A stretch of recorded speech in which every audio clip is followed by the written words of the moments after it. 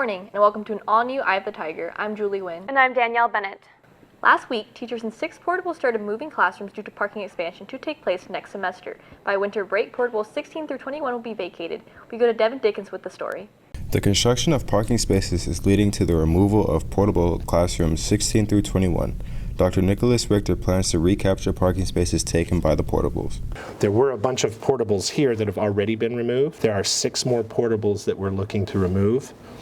This is the parking lot area that we're looking at recapturing right now. So right now in football games, this is just open dead space.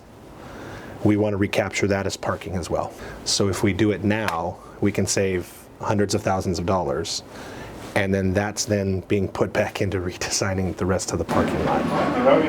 Oh, watch the door. Teachers such as Mr. Coleman and Ms. Erb are already being relocated from their portables, leading to longer delays. Honestly, I'm torn. It is so far to anything. It's a 15-minute walk to go to the bathroom. You got to take food and water so you don't get lost. On the plus side, it's nice and quiet because we don't have the construction noise. But it is so far from anything. Peer helping moved to Portable 30 due to parking construction. The administrators had mentioned that there'd be parking space opened up, and that's really important at our site. We're cramped for space. It's a big change for us. We just got into this room. We're getting situated.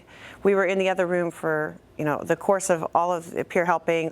This is every picture of every peer helper on the wall over the years, so we're going to make this our new home. I mean, it's kind of sad that, we had to leave our home class, but it's really awesome that we got a bigger room, and now we have more opportunities to use this room with new games and do more with the freshmen, and I think it's pretty cool. Thanks, Devin. The current plan is for construction of the parking lot to take place during the summer after the completion of the new auxiliary gym. This means that juniors and underclassmen might be in luck. If all goes according to plan, they can look forward to more parking next year. Speaking of changes, starting next semester, students will no longer be able to have food delivered to RHS. According to Assistant Principal Jason Wilson, this is because orders present a security concern of students and staff.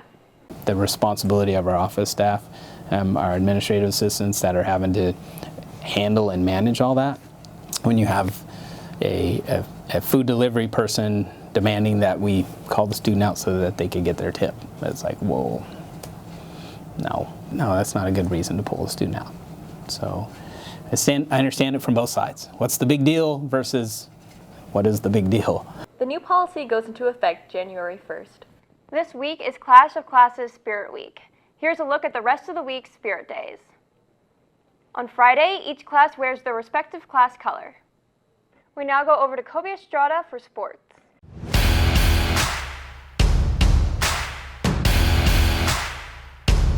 Good morning and welcome to this Tuesday's edition of EOTSN. I'm Kobe Estrada.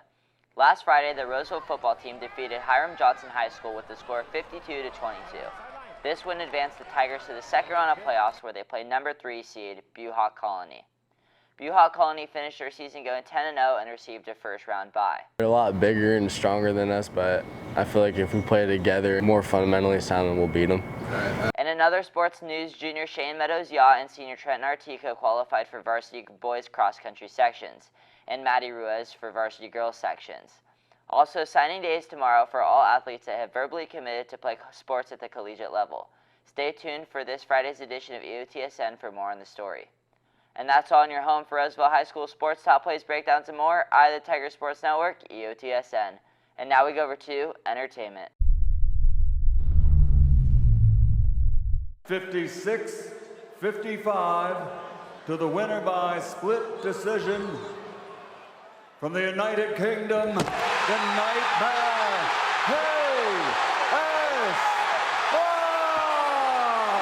KS1. What just happened? Here at Eye of the Tiger, we're pretty mixed about who we wanted to win. Some were rooting for KSI, but most wanted Logan to win. While watching the fight, I was sure that Logan was winning, and after the final bell rang, I thought Logan secured the W, but I guess not. This decision made by the judges is leaving a feud between the online community. Even huge icons such as Justin Bieber thought Logan deserved the win, posting a picture of him on Instagram captioning, "Reality, Logan Paul champion." The champion title was taken away from him because of an unjust 2-point decision. This happened when Logan started to take control of the fight by conserving all of his energy towards the end to not gas out like he did in the last fight. Logan finally struck with 2 clean uppercuts, knocking KSI down and readying him to be finished. But the ref called a timeout because Logan hit KSI while he was down. This gave KSI about 5 minutes to recuperate, bringing him straight back into the fight. To be fair, it was 3 illegal hits during the fight, so the ref took 2 points away without any warning, which in my opinion was not a good call. It all balances out though because KSI didn't even receive his points for a knockdown, but disregarding the outcome of the fight, it was actually very entertaining and fun to watch. I couldn't help myself but to react to every land and miss as if it determined my actual life. Although Logan and KSI aren't the best boxers, they definitely can put on a show and make you feel a part of it. It's probably like the worst $20 I've spent since homecoming. Now we go back to news. Thanks, Landon. Roll a die, pick a card, and prepare for a long night. Board Game Club has become an unexpected contender for a social spot on campus, bringing students together over Magic and D&D. Go to Caleb Marino with the story. Tabletop Game Club brings together youth interests to create an interactive culture. Advisor Scott Brink helps foster a community that encourages teamwork among its members.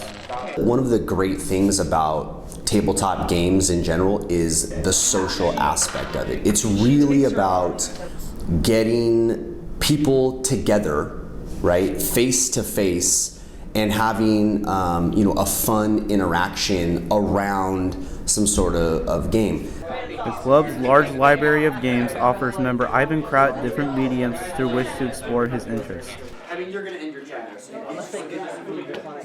The games themselves are pretty fun, and there's for instance, some of the board games use quite a lot of strategy but randomize a lot of things, so you're not exactly sure what happens. And for the D&D, just the role play aspects and the crazy stuff you can do, it gets really wild in there sometimes.